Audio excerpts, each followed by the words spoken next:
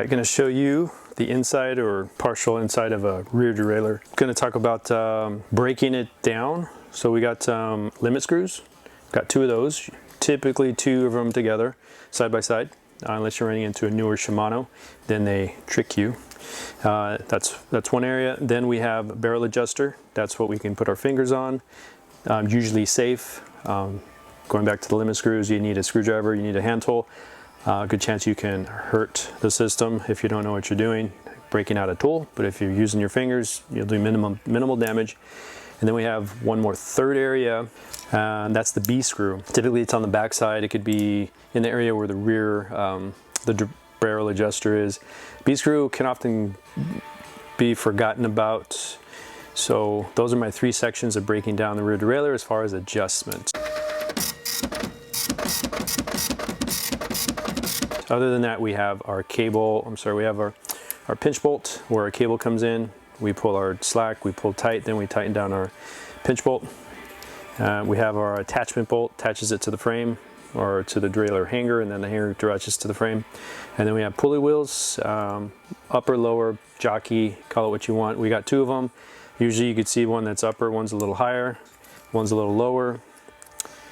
And there could be another option on this, and you're going to see that more on your mountain bike, gravel style bikes, and that's the clutch. Basically there's a spring that does this. Every time you hit a bump, the chain wants to droop, which is going to pull on this spring, letting the chain droop. With the clutch, it just runs a tighter spring. Either it's running full time like a SRAM, or it's has a switch where you can turn on the clutch and create more tension, or you can turn it off. Usually it's running all the time. The only time you turn your clutch off is to release the tension, so you're not fighting the derailleur when you're removing the wheel off of the bike. So when we turn that clutch on, we're increasing tension, so it's less likely, every time the chain wants to droop, less likely this wants to move and accommodate the chain to go into that drooping position.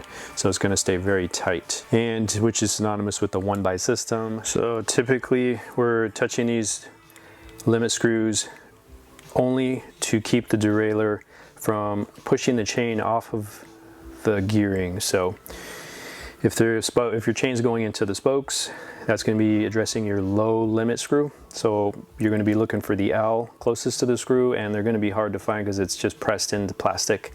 I'm not sure which is which here, but say this is L, there would be a letter L, this would be letter H. So low being the biggest cog in the rear, which means that's your climbing gear, that's your easiest gear to climb up a hill.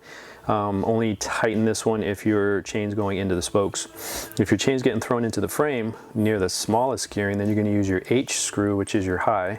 High speed gear is typically going to be your smallest gear, smallest cog. That's like your freeway gear. You're on the flats, you're trying to go as fast as you can, or you're on a decline, really trying to put the hammer down. If these are not marked, which that can happen on some derailleurs, then we're going to try and look on for the bottom of these screws. So you're going to have to turn this in a position where we can see that. So that means you're going to put your eyeballs in some odd places. So in this case, we can see the bottom of the screw here. So this bottom of the screw is actually touching metal. Because the derailleur is in its relaxed state, meaning the spring is not stretched out, it's resting, it's decompressed. So that means we're sitting in the smallest gear, smallest cog. If this screw's touching metal and the other screw is not, which is actually the bottom is right here. That'd be hard to see, but I can hit that with my screwdriver. So screws touching nothing, that's my low, because I'm nowhere near low.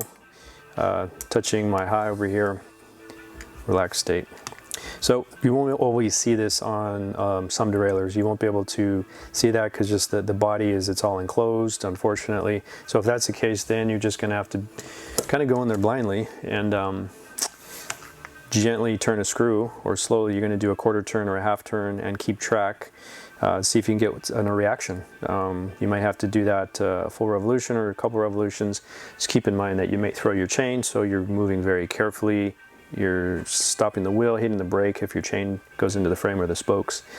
That's the only way you're going to find which one is doing what. But you need to be near one end of the gearing or the other. So you're either going to be closest to the smallest cog or closest to the bigger cog. If you're somewhere in the middle, say we're running an 8-speed and you're in gear 4, then these are going to have no effect, because all these are doing, it's basically you're setting up a fence line. You're telling the cows to stay within the fence line, don't go into the spokes, telling the cow don't go into the frame. So everything in between, it's a free space. So these screws will have nothing to do when they're in that free space, which is could be, you know, if you're running an 8-speed, that could be between gear 3, 4, 5, you know, maybe 6. Because if you screw these down all the way, if you max them out righty-tighty clockwise, you're going to most likely deduct a gear on each side of that cassette. 1, 2, or 3 gears, just depends on the derailleur. But that's what I usually do in class. I'll have people tighten these down, pedal, try and shift, see what happens. Okay, let's try and locate the appropriate screws and get our range back. Make sure we can get that chain hitting all 8 gears. And this applies to any derailleur, whether it's you have a 5-speed cassette, 6, 7, 8, 9, 10, 11, 12, maybe 13, if that's out nowadays. But all the same, everything we're talking about here is going to apply to every single derailleur out there in most cases, including a B screw. If you go really low end, if we're talking like a 6 or 7-speed derailleur, you may not even see a B screw. That's how cheap it is. They're just hoping that the spring falls in the right place for those recreational or entry-level you know, bikes, kids or adults. Something you'd find at maybe a department store. Bargain basements, stuff like that. Think of the barrel adjuster as fine-tuning all the gears in between. So say we take away this last gear on the low, last gear on the high, and then everything in between, we're going to do fine-tuning. So if you have a hesitation, it's jumping an extra gear, or it's not reacting, slight noise in each gear, we can fine-tune those.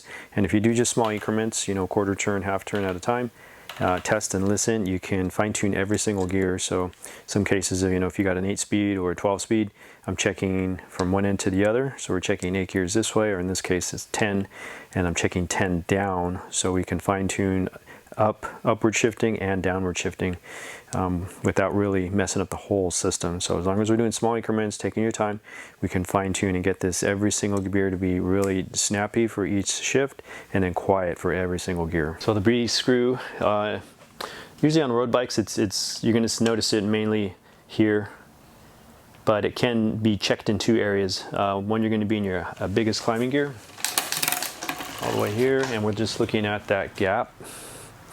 So right here, I could barely get my fingertip right in there. That gap right there, basically we got the upper pulley wheel. We don't want that too close. If it's too close, it's going to push the chain into this gear, and it's going to make a noise similar to this. And that's just basically letting you know that your pulley wheel is too close, so we need to adjust that. If you tighten up your B screw going a clockwise motion, it will back this away. So as I'm tightening the B screw, that pulley wheel is going to go away from that biggest climbing gear. Now if we do too much, it can tighten the chain. It's also doing that, creating space, tightening the chain, but it could also go so tight that where it may lock that chain onto your largest climbing gear. So if we're stuck here, you're going to notice this more on your 1x system, so on your 11, probably most likely your 12-speed systems. If we're too tight, this chain's going to lock down on that gear, especially under pedal pressure. Of course, you're supposed to lighten up on pedal pressure. Click down, it either is going to hesitate or just get stuck there because our chain's too tight. So we're trying to manage that B screw by loosening that up so we can release some of that pressure there, but not too loose, because we do want to check this when we're in the smallest gear as well. So drop down all the way. Again, this is more crucial. The B screw has a huge influence on these new 1x systems. Not so much on something like this. We got a 10, 11 speed. Sometimes the B screw, you'll move it from one end to the other and you barely see any movement. Sometimes we just get lucky that it sits right. But what we're looking at here is our chain. We want that chain tight or taut right here. So if we have a little bit of slack, I'm going to produce some slack. That chain's going to droop just like that. So if it's just kind of hanging there, we can tighten, go clockwise on that B screw, and it's going to pull back and tighten that chain. We just want it to be a nice straight line. As long as you get that to a nice straight line, go ahead and stop there. Then you're going to check, go back to your big gear, see what you look like over there. Secondly, if you get a lot of droop here, it could also mean our chain is too long. So then we need to check and see if our chain is too short or too long. So usually we can do that. So to check your chain, we're going to go into biggest gear. Just like if you were to measure your chain, a new chain, we're going big gear to big gear. Big gear in the rear, big gear in the front, and we're getting some rubbing because we are cross-chaining the most stressed area. Once I'm there, we can look at our derailleur cage. It is moved forward, but it's not totally stressed out. If it was pushed even more, that would mean that we're really using all its movements, articulation. So then our chain could definitely be too tight. So I'm going to pull this chain tight. I'm going to start wide, and then I'm going to come in, and I want to end up straightening up this line here, or this cage, and then whatever's left, I'm going to create a straight line, a vertical line. And I'm just coming in until I produce a vertical line. And because this is a 2x or a 3x system in the front, I want one extra link, and that's what I have there. If this was a 1x system, we're running an 11 or 12 speed, definitely 12 speed, we want to have 2 extra links, which would mean a wide link, narrow link, wide link, narrow link, boom.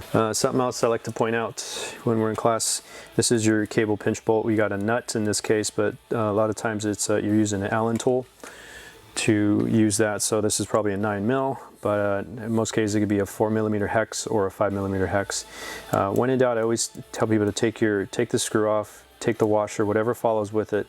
Make sure you notice orientation, clock. If you're clocking it, notice where the bend is, where the flat portion is, and then underneath we're looking on the component itself, we're looking for an area that may have a cutout, a routing, some sign that's going to tell you this is where the cable goes. So the either cable's going on top, it's going on bottom, or it's wrapping around on the left side or the right side.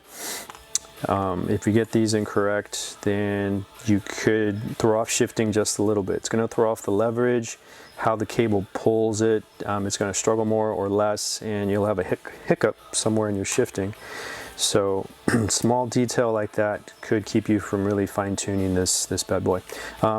Speaking on that too, if our attaching screw here, if it's attached directly to your frame, which could be a steel frame, or it's directly to a derailleur hanger, which you're going to find on most aluminum and carbon frames, or possibly titanium, the hanger itself could be bent, so we can straighten the hanger to a certain extent. The hangers are meant to straighten, bend until they fatigue and want to break and crack. So that's why it's always recommended to have a hanger on hand before you actually need it. So if you're doing great now, go ahead and find your make, model, and locate where you can get that hanger, and either carry it in your bag or car, or have one spare at home. Probably the only thing I noticed you can replace on derailleurs nowadays are pulley wheels. Usually come in a pair, and you can count your teeth, and you might have 12, 13, or 14 or something like that. So usually I'll try and match that. What's that mean when you have fewer or less? It could have something to do with the rotation, how quickly it spins and comes back around, or may have something to do with how quiet it is, as I've heard as well. I know they have metal ones out there, aluminum, real pretty ones. Sometimes I've heard those metal ones can make some noise. Plastic can cut down some noise and vibration, so nothing really wrong with the plastics. Just keep an eye on them. They can wear out. Right now the teeth are nice and flat on top, corners on the side. Though that's looking pretty good. When these get a little rounded on one side, start to turn into a shark tooth, or just look like they look like the teeth, worn teeth, like a dog has been picking up rocks all his life, and his teeth are just rounded and super nubby. Then time to replace them. And your chain could be slipping at that point too, and you may not even notice. Make a little extra noise, little faulty on the shifts, but these can be a culprit as well.